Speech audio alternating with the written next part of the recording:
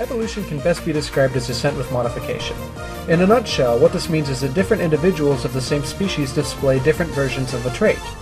Because in a given environment, some versions of a trait will make one more likely to survive and mate than others, the genetic composition of a population will change over time in response to its environment. If a large population becomes split into smaller ones, and those smaller populations aren't allowed to readily mate, genetic differences will accumulate between the populations based on their environment. After enough time passes, the populations will no longer be capable of mating at all, and a new species is said to have formed.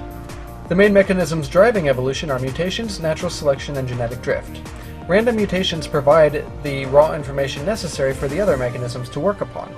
Natural selection is by definition a non-random process whereby the environment favors one trait, leading to its accumulation in the population.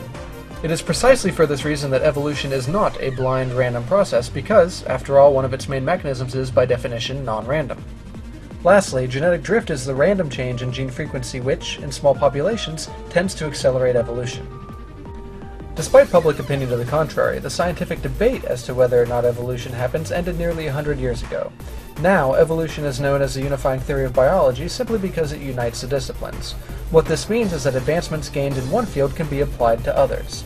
It's also worth noting that the theory of evolution isn't about whether or not evolution occurs. That's an undisputable fact. The theory, however, describes where, when, how, and the precise mechanisms by which evolution occurs. Indeed, evolution is universally accepted as the origin of species simply because every aspect of every discipline in biology confirms it independently.